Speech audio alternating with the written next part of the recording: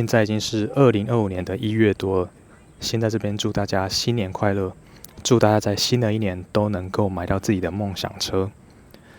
我们预计会推出2个系列的影片，其中一个系列呢，就是我们现在在拍摄的有讲话的试车影片。那另外一个系列呢，会是单纯拍摄车子，那没有讲话的部分，声音的部分单纯使用车子的声音或者是大自然的声音。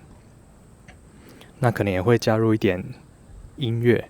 我们今天要为大家试驾的是2021年第4代的福特 Focus ST Wagon， 当时新车售价是143.8万，现在最新的 ST Wagon 售价为158.9万。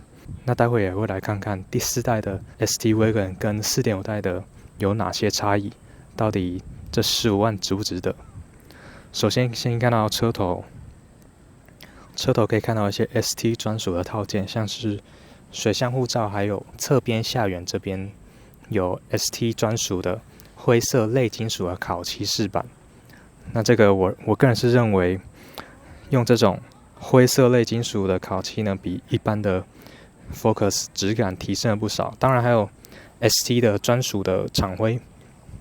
在头灯的部分，第4代是使用多光束的头灯，那在 4.5 代是使用 Matrix LED， 就是比我们第4代的还要再更高级的一组头灯。那接着看到车顶的部分有全景天窗，所以它是黑色车顶，看起来会再更帅一点。接着我们看到车侧跟一般的 Focus 最大的不同就是铝圈的造型还有尺寸。那在 ST 上面搭的轮胎是235/35R19，前面的刹车是双活塞卡钳搭配330的碟盘，后面的刹车是302的碟盘搭配单活塞卡钳。那还有另外一个跟国产不一样的地方，就是进口的有深色玻璃，可以看到前后其实是有一点色差的，在隔热纸的部分比较难贴到相同的颜色。Keyless 的部分只有前面2个门，在上锁的时候后照镜也会跟着一起收着。那油箱的部分它是使用 Easy Fill， 就是没有油箱盖的设计，我个人认为这样还蛮不错的。接着看到车尾基本上跟 4.5 代的 ST Wagon 是一模一样的，除了在尾灯的造型还有在 4.5 代的部分有熏黑的设计，那其他部分基本上是跟 4.5 代一模一样。跟国产的部分最大的差别就是在保杆下缘 ST 是双边单出的尾管，一般的国产是单边双出的尾管。后车厢呢有脚踢尾门，非常的灵敏，随便踢一下就可以打开。后厢空间可以看到非常的大，它有私密遮帘，然后右边有固定三脚架的地方，以及一个油箱的漏斗。后车厢的2边都有一些置物空间可以做运用，那2边也都有挂钩，也可以直接从后车厢来做椅背的6/4分离琴打。左边呢有一个12伏的电源插座，那这块垫子呢，它是进口专属的这个垫子，它要写这个 Focus， 它是双面的，一面是毛茸茸的，那另外一面是防水的，这块垫子还不错。那国产就没有这块垫子。帐盘打开可以看到还有一点蛮浅的空间，私密遮帘可以放在下面这个空间。接着再往下可以看到打气机跟补胎机，然后还有 B&O 的重低音以及扩大机。接着我们打开引擎盖，引擎盖打开的方式跟 BMW 一样，拉杆拉2下之后呢，就可以直接打开。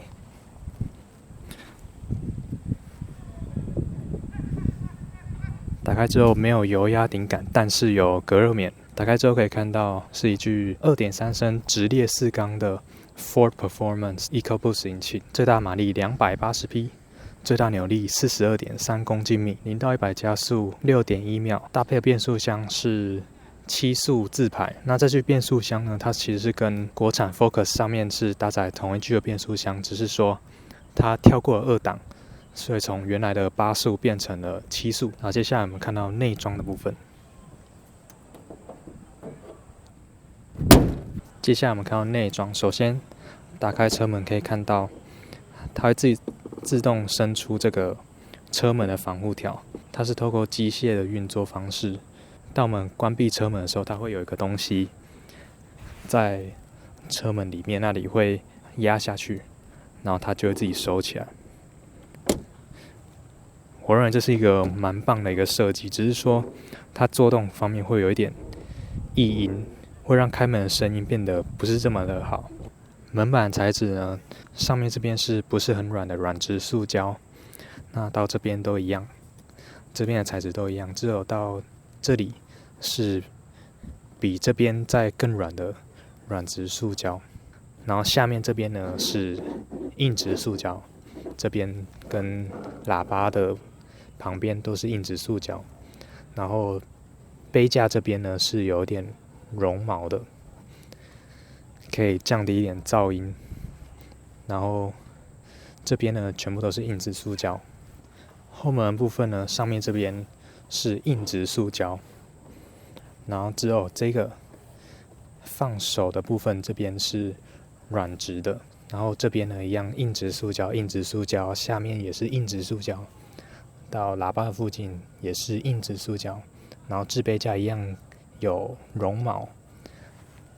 那相较于前面，后面呢的整体的用料是简单很多，这边全部都是硬质塑胶，也没有前面那个饰板。进到后座最有感的呢，就是它的全景天窗，面积非常的大，也是 ST 专属的一个配备。它的顶棚呢，材质是这种软软的，质感还不错。比较可惜的部分是它没有后座冷气出风口，那当然还有就是它的门板的材质非常的简单，前面座椅的后面两边都有地图带，中间中央扶手放下来之后，它不会直接垂下去，这个部分还不错。那有2个置杯架，后面呢有一个通道，可以直接通到后车厢，可以放比较长的东西，或者可以拿东西也比较方便。后座部分呢就没有 USB 的插座，只有一个12伏的电源供应。接着我们到前座去，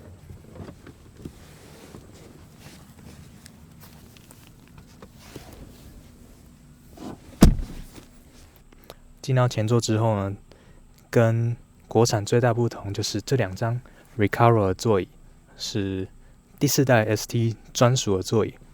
那到了 4.5 代呢，他们换成了 Ford Performance 自己的椅子。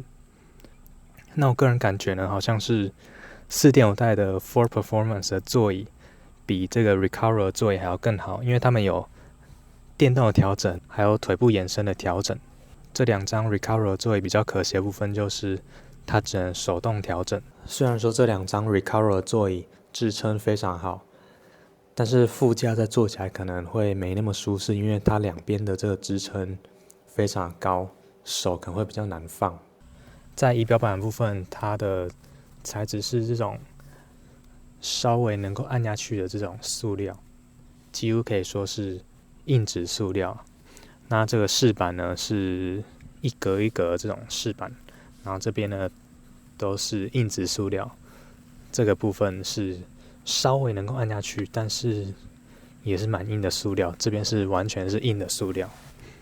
那中间的部分，这边脚有可能去靠到的地方，这边是软的，然后中间这边呢是有点类金属的饰板，但它是塑料的，然后后面这边呢也都是硬质塑料。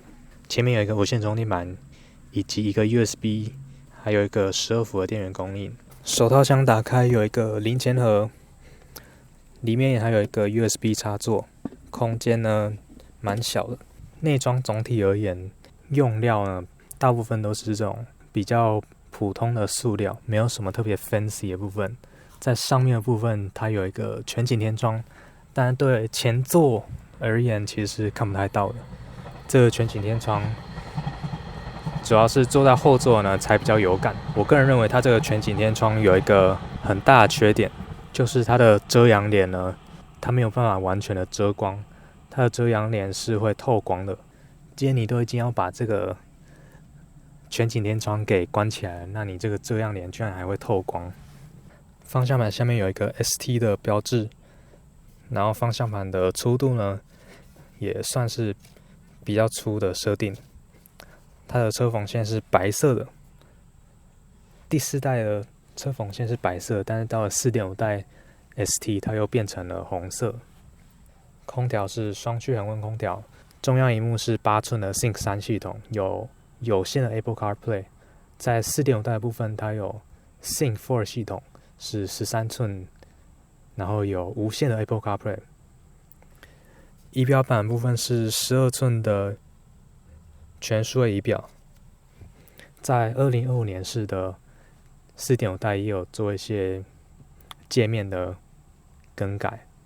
另外一个 ST 专属的部分是在方向盘右边有一个模式切换，还有运动模式按钮，这个在一般国产部分是没有的。手套箱打开，它是双层的设计，没有绒毛，就是硬质塑胶而已。中央安座可以看到是电子线传排档，有电子手刹车，也有 Auto Hold。然后遮阳板呢，它是没有办法伸缩的。全车有10颗喇叭，是 B&O 调教的。然后车侧的这个 B&O 的标志呢，在 4.5 代部分也取消了。4.5 代它变成一个洞在这边，不知道为什么它要把这个 B&O 的标志给拿掉。全车搭配7具气囊，在主动安全部分，自动刹停以及 Level 2的辅助驾驶全部都是标准配备。接下来呢，我们上路试驾。因为 Focus ST Wagon 有搭载智慧头灯，所以我们要先进行头灯测试。当我们打方向灯或是转方向盘时，角落辅助灯就会变亮，提高 A 柱视角的亮度。接下来我们行驶到没有路灯的乡间道路，来看看智慧头灯对其他车辆的遮蔽动作。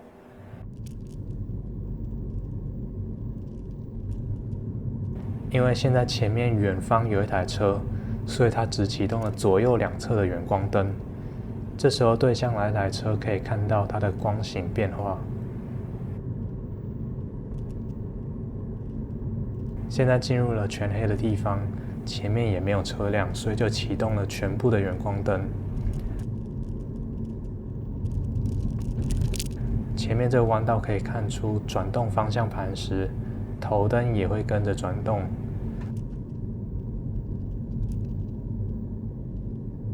这时候前面路口经过了台车，我看右边的光型有做出变化，但看不出来它有没有有效的防止闪到那台车。这边我重复走了刚才那条路，可以更清楚的看到对前方车辆的遮蔽。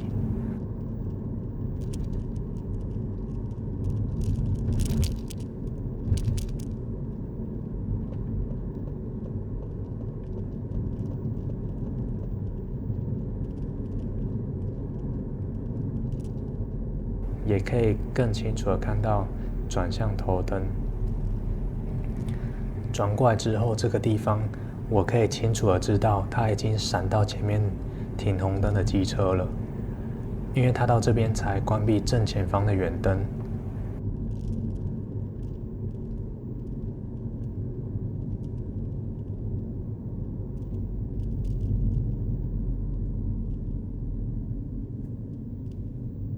接下来我们进行高速头灯测试。这边我使用 GoPro 录影，发现效果很差，所以我用口头叙述。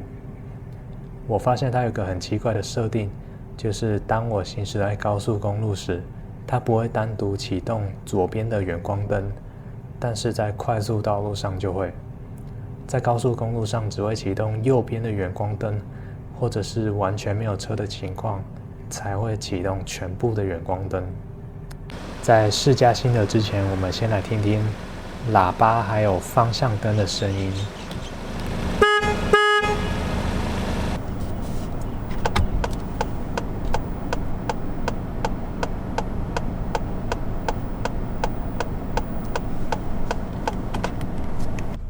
接下来是试驾心得的部分。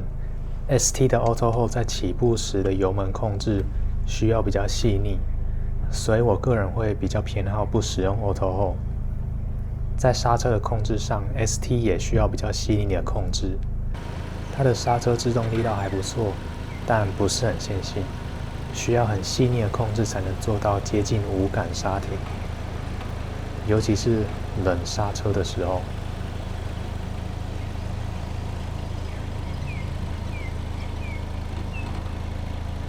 方向盘的死点左右各一圈，这样的设定我还蛮喜欢的。转弯的时候就不用转那么多圈。方向盘的回馈也非常足够，悬吊的设定也很刚好，没什么侧倾，过坑洞的时候也很 Q， 不会死硬。尤其后座乘坐起来还蛮舒适的。可惜后座的椅背不能做角度的调整，如果 Wagon 的后座能调整角度就完美了。切到运动模式，除了转速会维持比较高，以及不会自己切换到7档以外，相同的油门深度下，动力也会给比较多，方向盘的力度也会变重。另外有个小缺点，就是塞车的时候放油门容易出现顿挫，还有它的音场主要是环绕在前座，因为后座的后面就只有重低音而已。总体而言，我认为 Focus ST Wagon 算是在动力、空间还有舒适之间有个还不错的平衡。唯一比较弱的就是内装的质感用料。